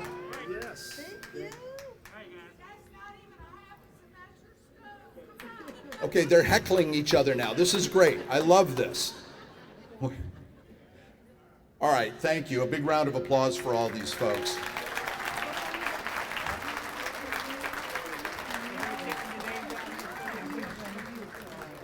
$5,000, anyone? $5,000? $5,000? $5,000? I'll still bring you up on stage for $5 grand. Yes, the back table. Come on over. Come on up. Come on up. If you'd like to stay here, sir, it's another $5,000. You guys are in such a good mood. I really appreciate your patience tonight. I'm going to get to 3, actually 4 amazing auction items in just a minute, but we have a $5,000 donation from the back. Someone join her. She's by herself. Susan. Susan's coming.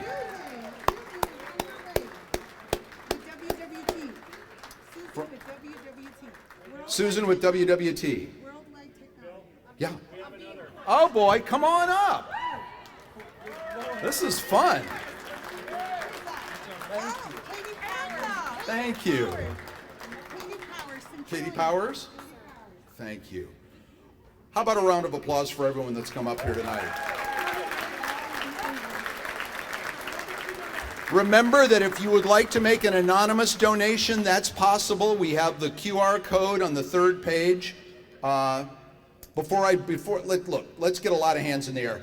$1,000. Who will say $1,000? $1,000. Just put, you don't have to come up to the stage if you don't want. Just raise your hand. $1,000 there. Thank you. $1,000 right here. Thank you. $1,000 right there. $1,000 at the back, did I see? Or someone just hailing, just more wine. Okay, yes, $3,000. This is great. This is amazing. 1,000, 1,000. Are we all done?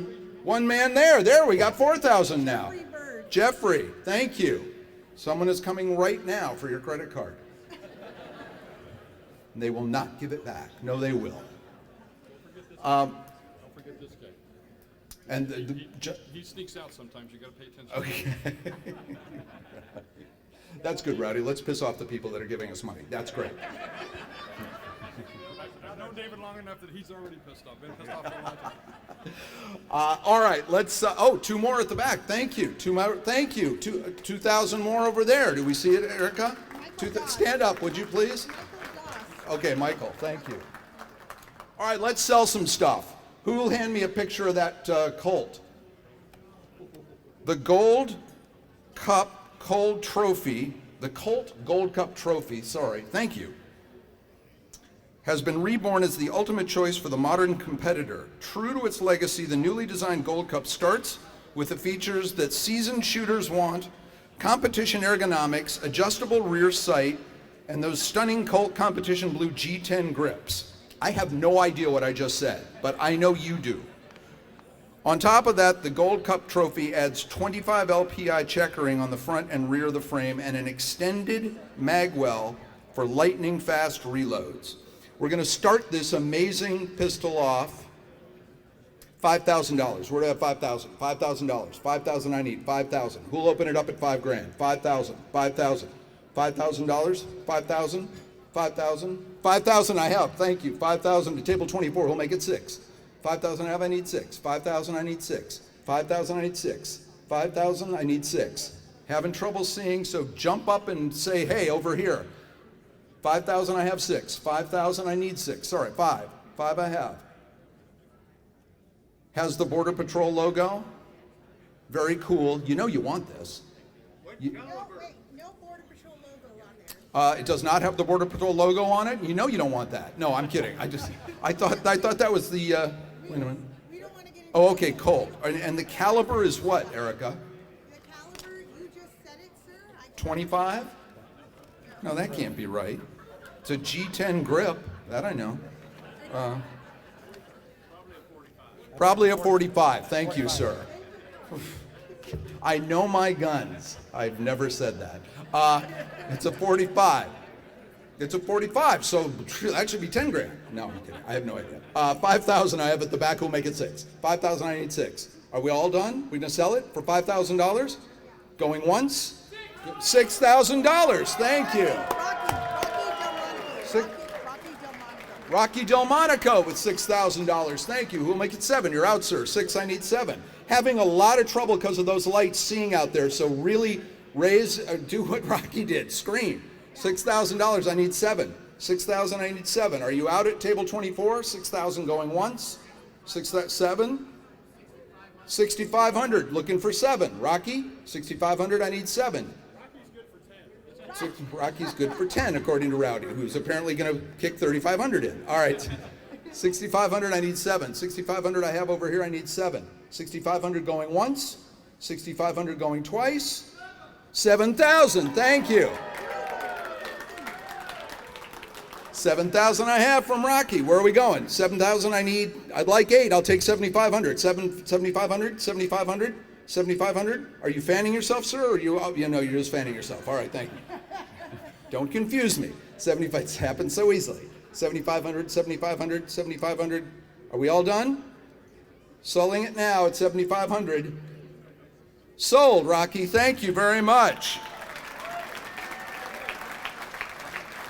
Up next, a custom Daniel Defense rifle, and that rifle is here.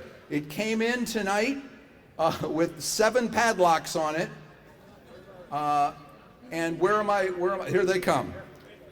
This is the Daniel Defense, a Delta 5 Pro chambered in a 308 olive drab engraved, a one-of-a-kind piece with a scope, going to start, they're going to show this. Jake is going to say a little about it. Yeah, so you want to tell us, tell me your name, sir? Jake, can tell us a little about the gun. Or the other gun. This is our Delta 5 Pro.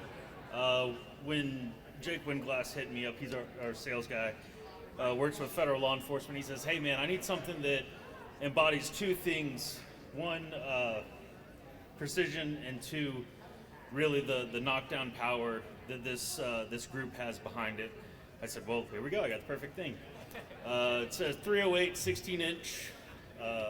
It is a scalpel with a sledgehammer behind it. So phenomenally accurate rifle, and we're glad to donate it for the cause. $5,000. By the way, 308. I knew that. $5,000. Who'll open it up at $5,000? $5,000 at the back. $5,000. I have. Who'll make it $6,000?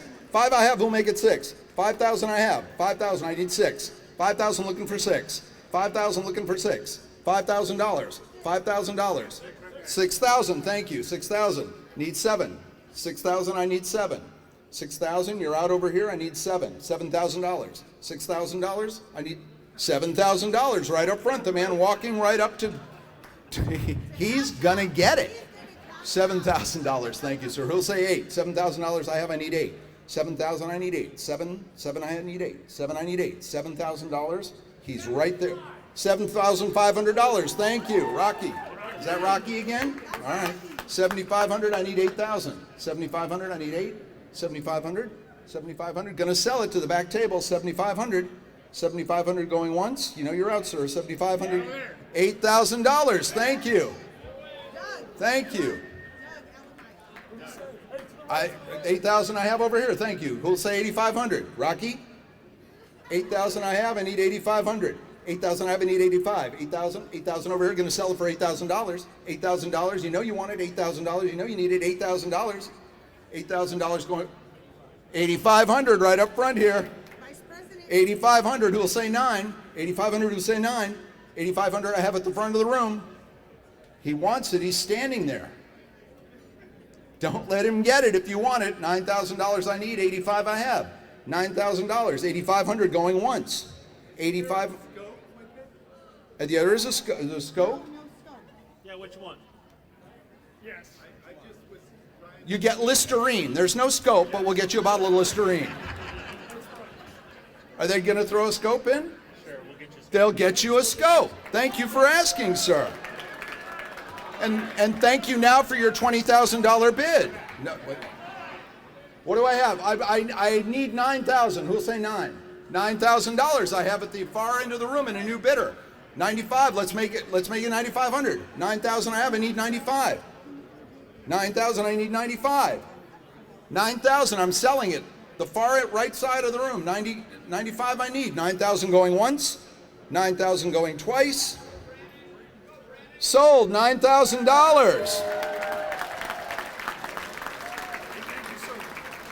Thank you. We have a live auction item now. It is a one-of-a-kind engraved metal artwork. Somebody needs to hold this up. This is donated by Hank Robinson, Hanro Studios. They gave us this at the Professional Bull Riding Border Patrol Invitational this March. I think Dave was there. I think Dave Ray USA was there, right?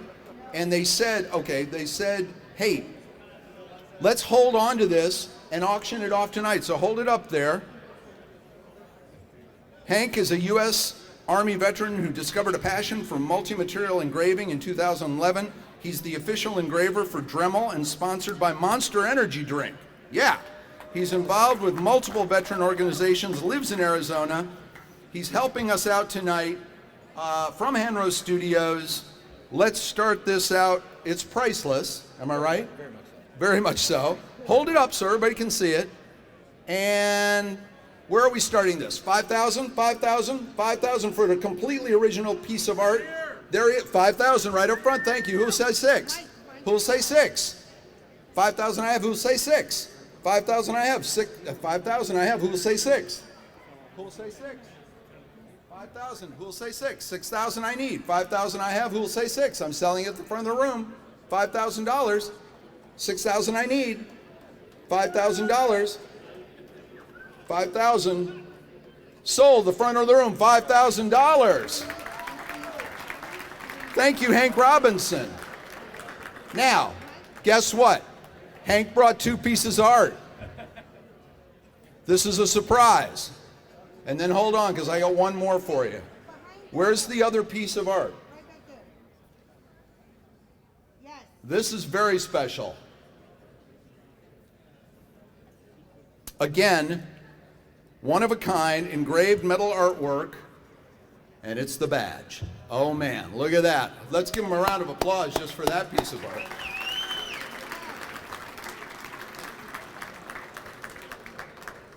Sir, I don't want to put any pressure on you, but it would look really good with the one you just bought.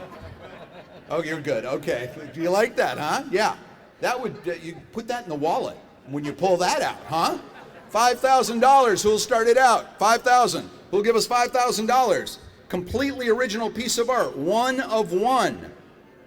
One of one. Give me 4,000. Let's start at 4. $4,000. It is a little smaller. 4,000. 4,000 I need. 4,000. $4,000. 4,000. 4,000. 3,500. Start me at 3,500. 3,500. $3,500 I need.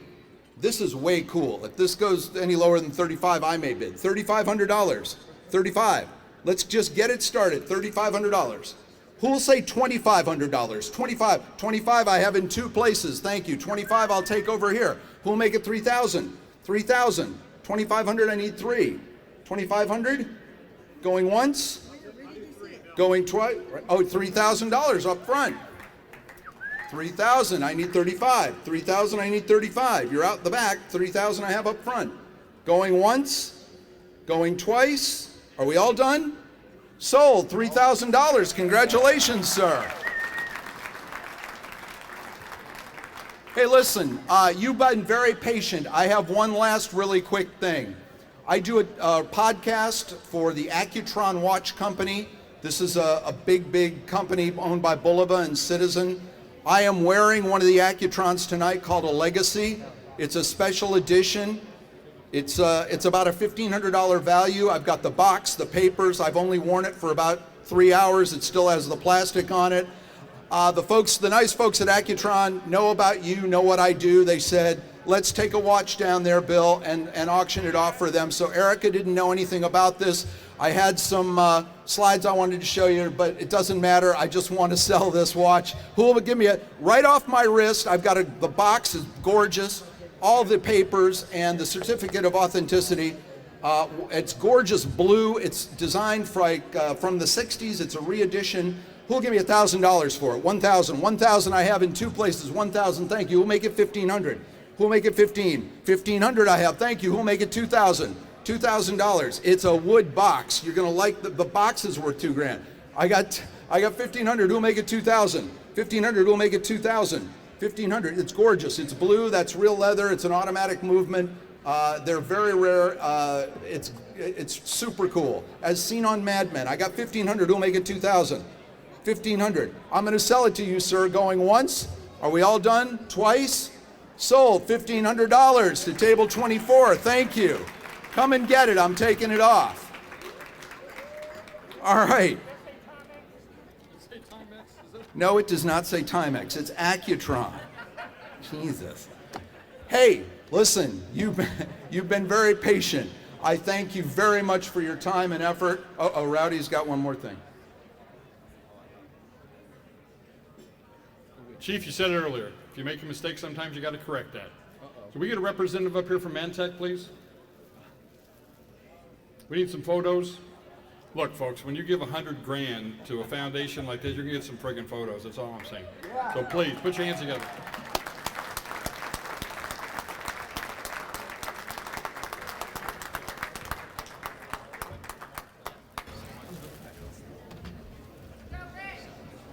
Right in front of the flag. Here. Right in front of the flag. Over to your left. That's good. That's good. I'll flank it too far out.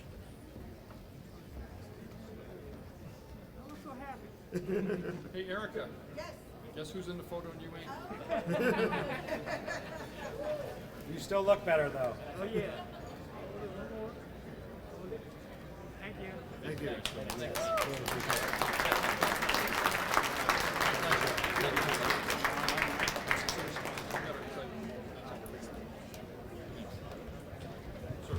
That's our show, ladies and gentlemen. Dave Bray is going to come up and sing us out, and Erica's running over, so there's trouble. But before if you weren't paying attention earlier, that we really did find a diamond earring. I'm really not going to auction it off. If you would reach up and see, they found it around table 3. If you're missing a diamond earring, this is it. We'd love to give it back to you. Otherwise, it's going on eBay, and all proceeds benefit. No, I don't. We're not going to do that. Someone will. Ladies and gentlemen, pick up your silent auction items on your way out. But please, tonight. Oh, also, we will see you in December. December, we have a Macy's Friends and Family VIP shopping event on December 11th, 2022. More details on that to come. Dave Bray, USA, back to close out the show. Dave, thank you so much. Let's make some noise for Bill Cody, everybody. Can you guys even hear me again? Yes, you can. Hey, I'm going to ask everybody for the last time tonight. I just want to get you guys standing up. Let's stretch our legs, get some blood flowing. Listen, I'm super proud to be a part of this event, be a part of Border Patrol Foundation. I hope that you guys are as well. We're going to sing one last song loud and proud, but before I do, I got one quick question for the people in the room. One quick question, this is an important one. One quick question for the people in the room, and this is an important one. Do we have any Patriots in the house tonight? And again, that might be good enough for maybe some other dinner, but I'm going to ask it one more time. Do we have any God-fearing, freedom-loving, flag-waving Patriots in the house tonight? And let's sing a song together, guys. As if tomorrow all the things were gone, worked for all my life, had to start again, just my children and my wife. I thank my God above, living here today. The flag still stands for freedom, and they can't take that away. Yeah. Are you ready to sing with me? Let's go. 'Cause I'm proud to be an American, where at least I know I'm free. And I won't get men who died and gave that right to me. I gladly stand up next to you and defend her still today. 'Cause there ain't no doubt I love this land. God bless the USA. It's pretty good. From the lakes of Minnesota to the hills of Tennessee, across the plains of Texas, sea to shining sea, Detroit down to Houston, New York to LA. There's pride in every American heart. It's time we stand and say, yeah. Sing it out. 'Cause I'm proud to be an American, where at least I know I'm free. And I won't forget men who died and gave that right to me. I gladly stand up next to you and defend her still today. 'Cause there ain't no doubt I love this land. God bless the USA. God bless the USA. God bless the USA.